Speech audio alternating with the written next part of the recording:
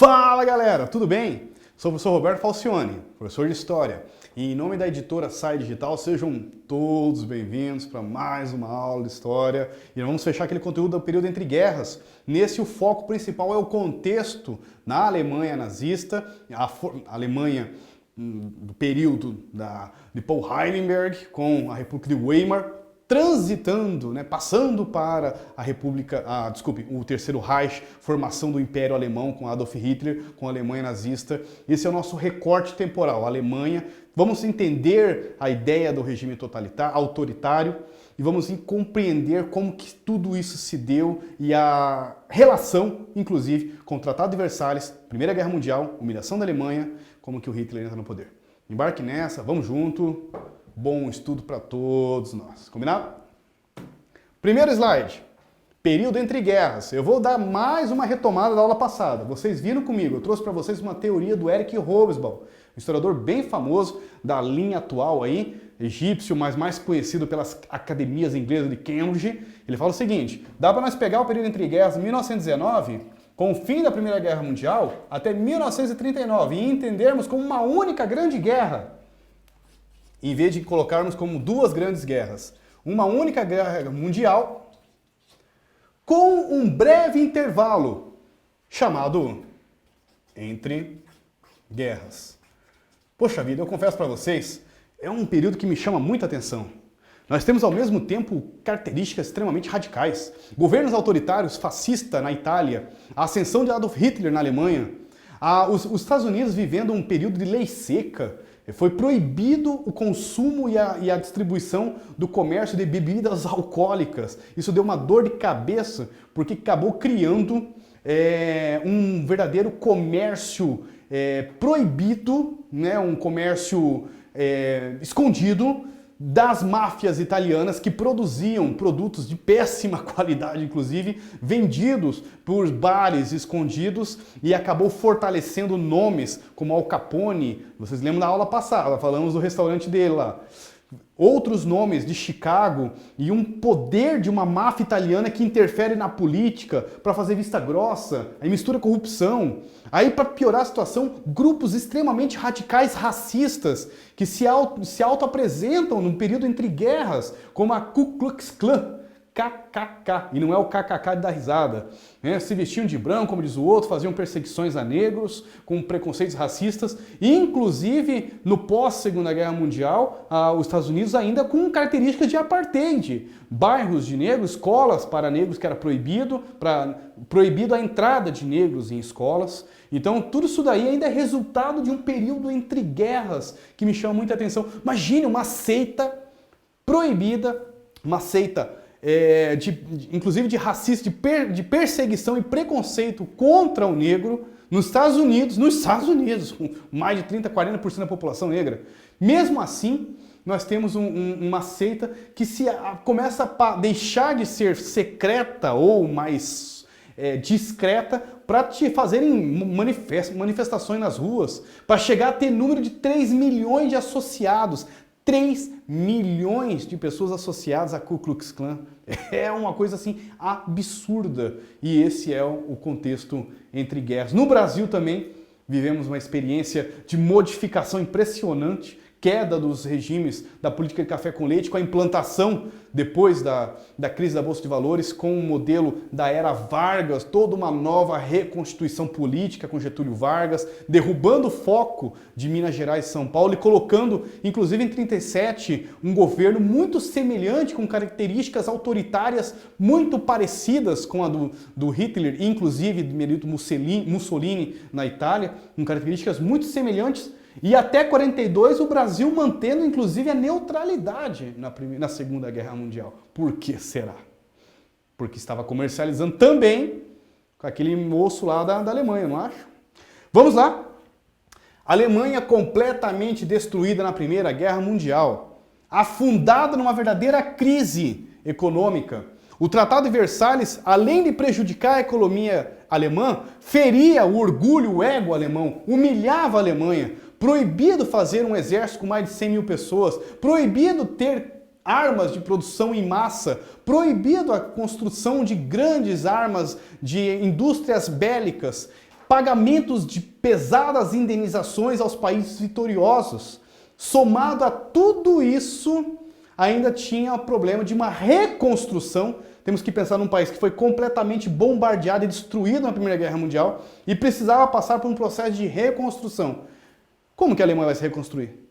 Pagando tudo isso. Resultado, né, uma crise econômica assolava a população alemã, passando fome, miséria e, meus amigos, quer colocar no poder pessoas extremamente radicais, com características arbitrárias, autoritárias? Deixa a população instável, numa crise, numa situação de incerteza, de insegurança. Vocês não vão ver se vai aparecer as ideias dos salvadores. E assim aparece Hitler na Alemanha e Benito Mussolini na Itália. Nazismo, 1920. Hitler ingressa no pequeno Partido Nacional Socialista dos Trabalhadores Alemães, nazismo. Cuidado, aqui não é o partido nazista com as ideias de superioridade da raça alemã, que tem que acabar com os comunistas e com os judeus. Não, era um partido socialista.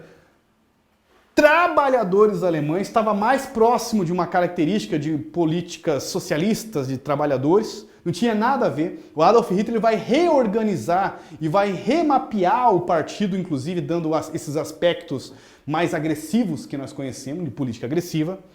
Aí essas características do nazismo vêm com Hitler, principalmente depois da chamada tentativa do golpe da cervejaria, chamado Putsch. Não estavam preparados ainda, 1923, ainda não tinha um grupo efetivo, não tinham ainda o apoio da população. Por que golpe da cervejaria? Porque eles se reencontravam numa cervejaria para organizar como que seria a tentativa de tomar o poder. Não chegaram nem a tomar o poder, alguns inclusive morreram no dia do golpe. Hitler acabou sendo preso e no momento da prisão ele tem tempo para parar, sentar e sintetizar todas as ideias maquiavélicas dele num livro que nós chamamos, ou que ele chamou, desculpe, de Mein Kampf, ou Minha Luta. Nesse livro ele explica todas as características, quem que destruiu a Alemanha, culpou os judeus pela derrota alemã e falou assim, olha, o povo alemão é superior, é a única raça pura. Aí ele cria uma árvore genealógica na cabeça dele só, né? Da onde vinham os alemães, que foi a única raça que não, única espécie, único povo, única nação que não misturou com outras nações, por isso era uma raça superior, mais veloz, mais forte, mais rápido, e por isso deveria governar o mundo. Aí vem a outra teoria, o espaço vital alemão, os alemães espalhados pela Europa, ele queria dominar esses territórios para os alemães, Alemanha para os alemães, era o lema dele, pan-germanismo.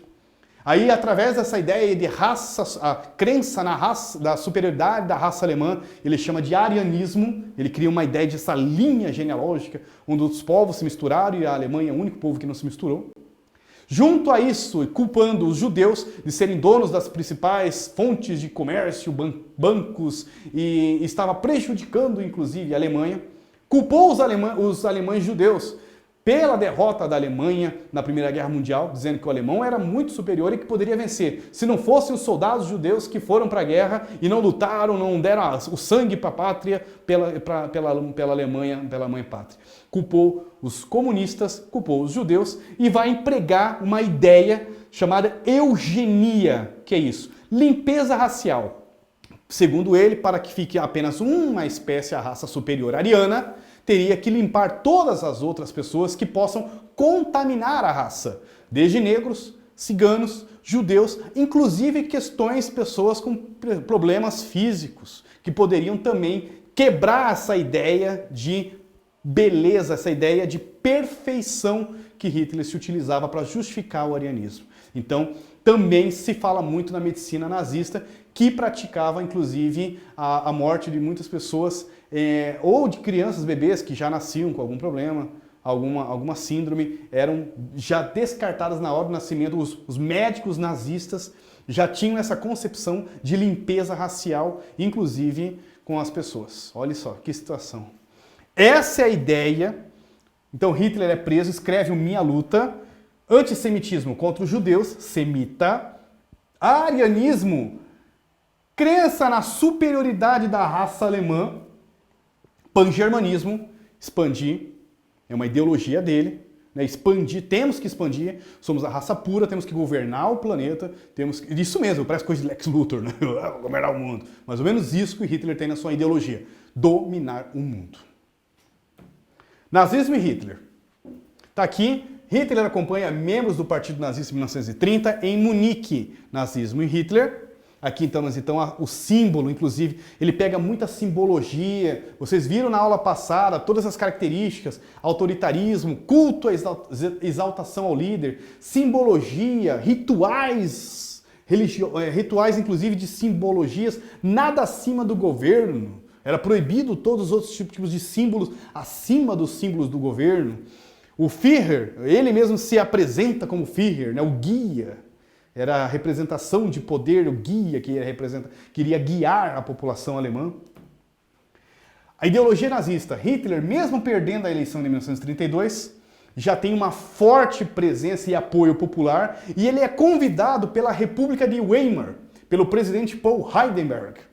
Paul Hindenburg, ele estava dentro da República de Weimar. Com a derrota da Alemanha nazista em 1919, derrota da Alemanha na Primeira Guerra Mundial, foi criada uma chamada República de Weimar, ainda antes do Tratado de Versalhes, ainda antes de 1919. Até para fazer uma transição de fim de guerra. Essa República de Weimar começa com generais, inclusive, passa depois por eleições para Paul Hindenburg, e mesmo ele vencendo Hitler nas eleições de 32, ele convida Hitler para ser o chanceler. Misteriosamente, um ano após, acontece a morte de Paul Hindenburg, fazia um mega ritual de passagem à morte do presidente Paul Hindenburg para início do Hitler, com aqueles discursos eufóricos, né, que a gente é muito marcante, né, o Chaplin que capricha nessa. E aquelas características de força e tudo mais, que ele vai rasgar, realmente ele rasgou o Tratado de Versalhes e rearmou a Alemanha, reiniciou uma produção armamentista a nível estratosférico para a Alemanha, e isso tudo, essas indústrias de armas, inclusive, pegavam uma massa de desempregados passando fome que iam para trabalhar nessas empresas estatais ou particulares incentivadas pelo governo. Eu já comentei em alguma aula, mas eu vou reforçar a famosa história da empresa Krupp, a empresa alemã de canhões. Inclusive, diz a lenda que o William receberia um telefonema do Hitler dizendo: pode começar a produzir canhões. Mas, senhor, desculpe, mas estamos proibidos. O tratado... Não. O Tratado de Versalhes já está rasgado. Pode, inclusive aquele famoso canhão que a gente usou muito, que você homenageou a sua esposa. Adoro aquele canhão. Pode construir um monte. Canhão Dora. Imagina, que homenagem que deram para a esposa. Imagine toda essa produção bélica reiniciando na Alemanha e uma reconstrução, né, armamentista. Tem coisa vindo aí. À toa não é. Ideologia nazista, indústria de canhões, rearmamento reativado, canhões Krupp, homenagem à esposa Dora, também estou homenageando aqui.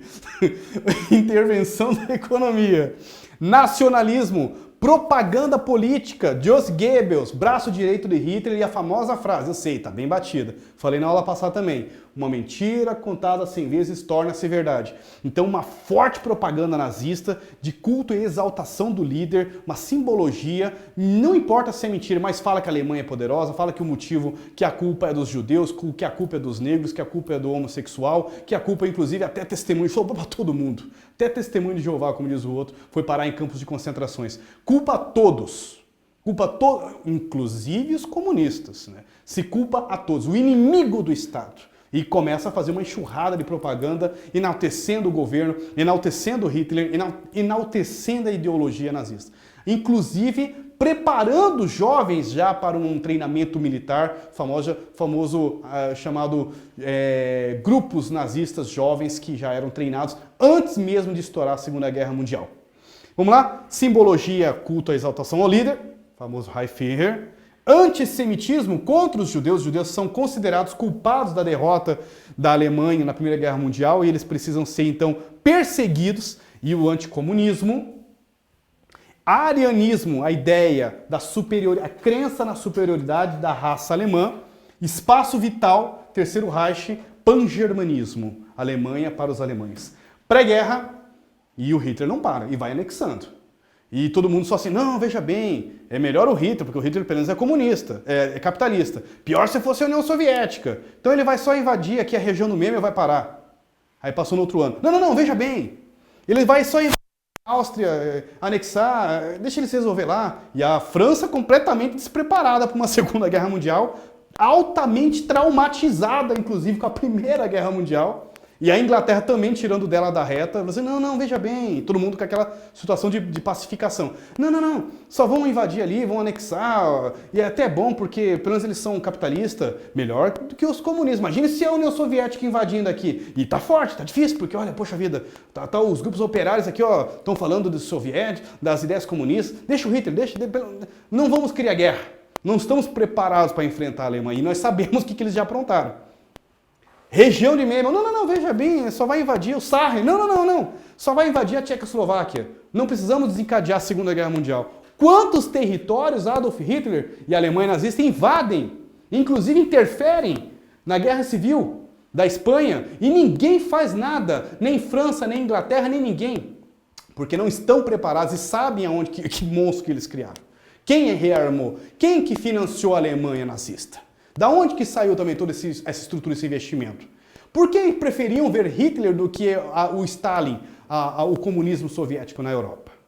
Resultado, meu amigo, início da Primeira Guerra Mundial. Eu vou parar exatamente nesse conteúdo aqui. Por surpresa, pasmo, Hitler e Stalin fazem o chamado Pacto Molotov. Eu sei, parece que é um negócio que solta de bomba, né?